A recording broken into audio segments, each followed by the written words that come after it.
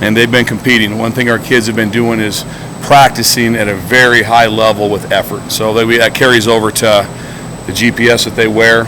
So the numbers that we get back from the information and what we see on the field, kids are practicing and playing really hard. So that's very encouraging for how we practice. So that's been good. Obviously, we're very happy to be able to get back and be able to get through that game with a win last week. And kids have been on point. I think it helped a little bit getting back here late Saturday morning, having a Saturday off from the short week to kind of help us get ready for what is a huge game for us on Saturday against a ridiculously gifted football team. So a lot of things going on for us right now. Kids been doing a great job, so appreciate that. So go ahead and fire away with any questions you might have. From just your chess match perspective, how good of a play designer and a play caller is Chip Brown? Oh, he's as good as there is. There's somebody asked the other day, how good is he? I said, I don't know one better. So he's, I never give someone like the perfect title like that, but never been better. I went against him once when I was at Rutgers. I've known him for a long time. I've sat and visited with him. We're friends kind of from afar, I guess. Not say we're real close, but we know each other. But he does, a magnificent job with how he schemes things up. He has personnel. He has ideas that he wants to be able to get done. Then also he's got a lot of NFL players walking around, so that helps. Like his quarterback's an NFL guy, his tight end's an NFL guy. Charlie Jones is an NFL guy. They got several others that are in the same boat. So they're as talented as a group as that we've seen all year, skill-wise, and especially at the quarterback spot. Gifted. So we got our hands full, that's for sure. What's been key for your defense the past two games and playing as well as they have after halftime? I think the biggest thing that we've had some success, and I just make sure they're on time for the team meal and stuff, and then they've been early for that, so I figure that's always a good sign. We get to the hotel. But kids just been bought into what we're doing. We can communicate very well on the sideline. You don't all of a sudden just create great attitude players. We have great attitude players. They were already here, and they're playing with that level of it right now. So how they handle things on the sideline, halftime they're like this. Both half times were a little rough. Indiana, and we played good defense. We gave up 14 points. We had the one on offense, but they'd scored twice right before. So halftime was like, how are we going to fix this? Same thing with this one. It's 13-0. What are we able to get done? We played solid in the first half after the first drive. Holding to the field goal was huge for us after the block punt. But that's all in the kids. I mean, that's just a bunch of guys being real dudes and stepping up and playing hard. Big eyes, big chest, bright-eyed, and that's all on them. So I'm just so proud of them. It's just so much fun to get a chance to coach them. Our staff loves coaching them. Nebraska should be proud of them for just the way they carry themselves. How much is that momentum worth this week when they play as well as they have for 2 weeks in a row, going into just how you prepare and into the games? That's always a positive. It's something that's going to always try to swing over in that, because I know they can handle situations that are tough. There's going to be a lot of tough situations in this game. If they'll be able to carry that over with them, it helped them a bunch in preparation. And the mood's always better after wins. I've done this now for 33 or 34 years, and pretty generally, if you win, next week's fun. If you lose, that week's not as much fun. So kind of that carries over. So that part's been good for us. We also know that we're in for a monumental battle at their place with a great crowd, with great players. How are you viewing your quarterback situation, being day-to-day, Tommy Hill playing offense? Are you comfortable, if need be, with more Hartzog handling that type of? Absolutely. Yep. Coach Fish has done a great job with those guys. Who's ever able to play will be able to go. Love Malcolm, how he fought back, did a lot of good things. They hit a couple balls on him. That's on film. Everybody knows that. But it wasn't like he was in bad coverage. He was in good shape, and they dropped. Sometimes not all passes are defensible. You throw a perfect pass, no matter what coverage you're in, they're going to have a chance to be able to catch the ball. So, but I tell you one thing, for a true freshman, though you didn't see him, didn't give up. And so he's got a lot of fight in him. So Malcolm's the kind of guy that you want to go to war with any day. He's a real dude, and I love coaching him.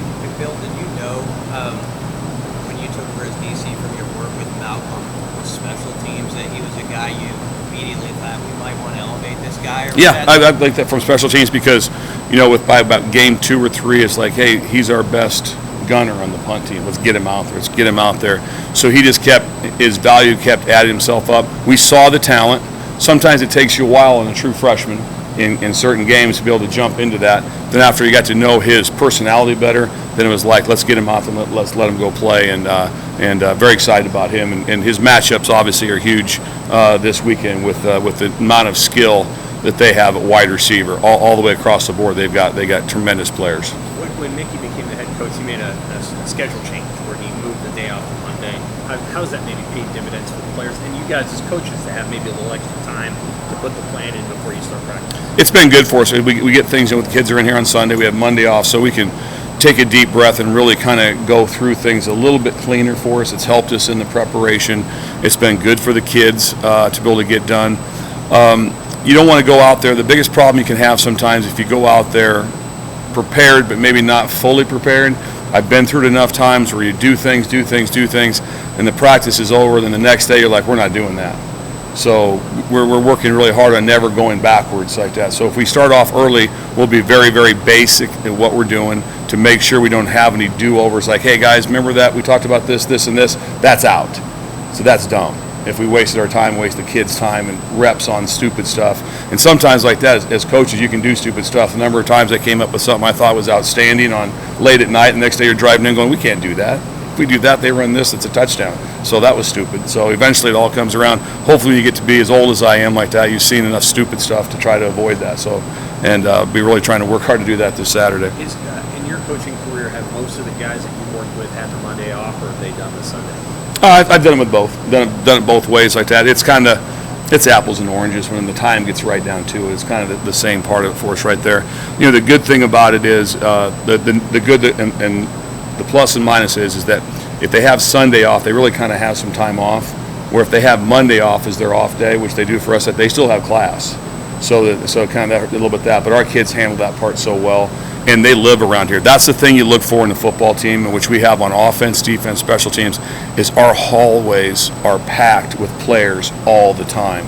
To a certain point, it's kind of like, they get here at roughly 6 o'clock in the morning, and we'll have guys that are here in this building, academics, but up here until they leave at 6:15 to go get their food, and sometimes they'll come back. They just live up here. They're in there. They're always around us. They're asking questions. We'll be in our meetings after this, and they'll be poking their head in on something on a certain play, whatever's going on. So our kids live up here, and that really helps because, boy, you have to understand the game because the game's complicated. I told you guys last week it was going to be a big boy fight, and that's what it was. It was physical, downhill, smash mouth, quarterback run. Every game's different. It was completely different from Indiana. These guys at Purdue fall somewhere in between, but again, it's completely different. So every week we're kind of rebuilding things from the start of like, here's what we got this week, whole different thing of what's going on with their skill set. So Luke Reimer is graded out as one of your better overall defensive players. I know he's questionable this week. If he's unable to play, what does his absence mean for the defense as a whole? Yeah, we'll see how Luke's coming through, with his injury like that. I know he's feeling really good. I met with him last night late, like about 9:15 or something like that. He's feeling really good, so we'll see where he's at as he goes on that. One thing we have with Va and Chris, we're in really good shape with those guys that played a lot of reps. We made a big point as a staff, and I was talking to them, and they've all been great with it, of substitution and substitution early. So if you'll see guys rotating, because the worst you can do is be like, this kid's ready to play, and then all of a sudden it's late third quarter, get in there. So we try to get all the guys that are going to play in the game at some point in time in the game in the first half. So they get a feel for what's going on. If you play this 4 or 5 snaps at halftime, you still feel pretty engaged on what's going on. I've been out there.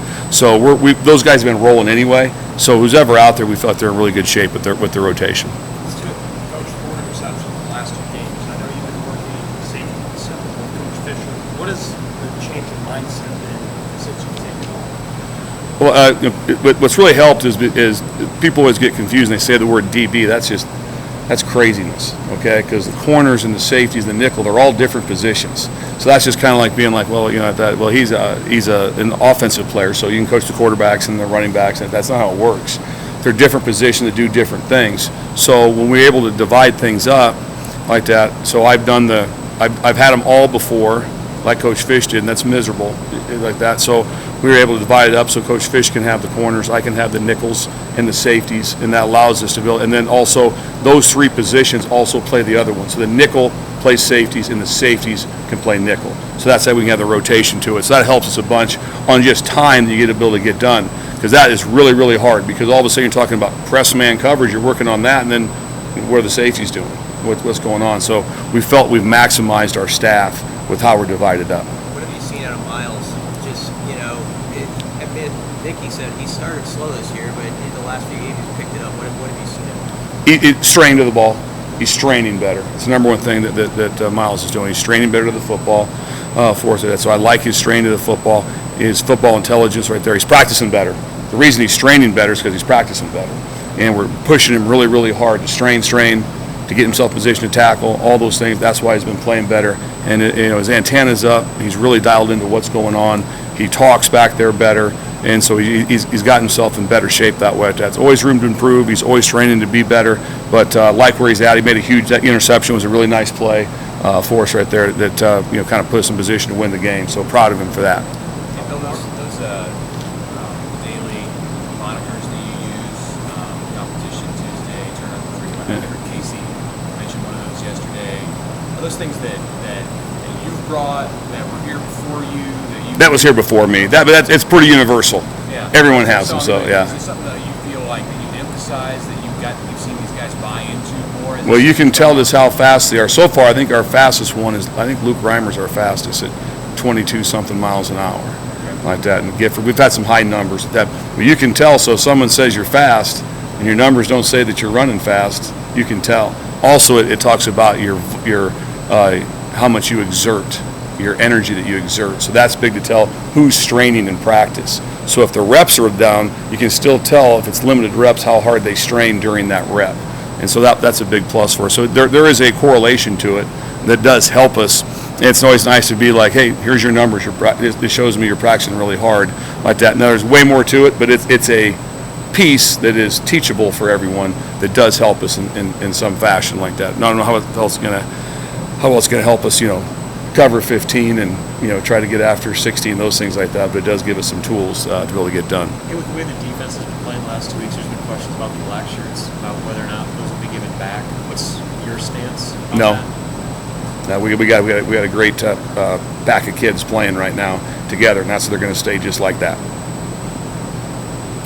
Coach Joseph decides that he wants to be able to give them back, absolutely I'll support him 100%. But right now we got a very good mindset of how we're going to play as a unit, and that's all we're worried about right now is just being one big unit.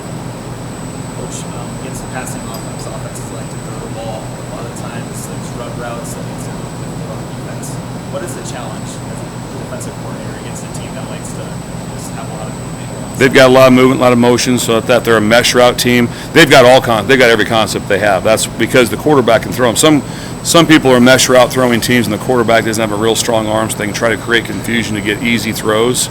Well, this guy can go, obviously, he can go far hash throws. He can go big comebacks to the field. He's got big shots down the field. He's got every single throw. So in the NFL, scouts turn the film on. Do you have this? Yes. Do you have this? Yes. So he has everything. So their concepts are that's part of them, but they've got it all. They got shots down the field. They've got mesh routes. They got every concept that you can imagine. They've got it because the quarterback can do it.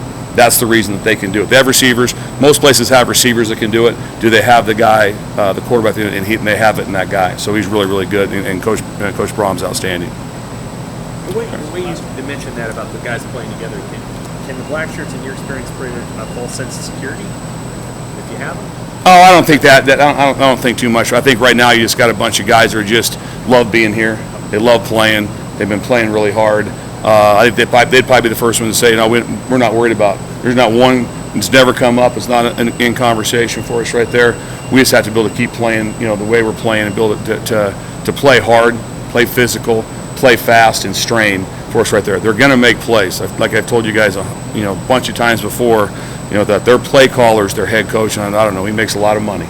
So he does a lot of smart things. And so we're worried about just getting ourselves lined up and having a chance to go play really hard and doing it together. And got a great bunch of guys like that. So if I'm the state of Nebraska, I'm really proud of those guys, how hard they're playing, how the whole team's playing. Because there were some tough shots out there. Our quarterback took some shots and got back up. And that team like that in the locker room at Rutgers, just like this. No panic, no big deal. Here's what we got to get done. We're going to go out there. We talked about going out and scoring. Went out and did that. That helped the defense a bunch for us right there. So it's a real team. There's a true team in that locker room. So that's what's fun. When you go into a locker room and everybody's bought in together, that's just a heck of a lot of fun. Thanks, guys.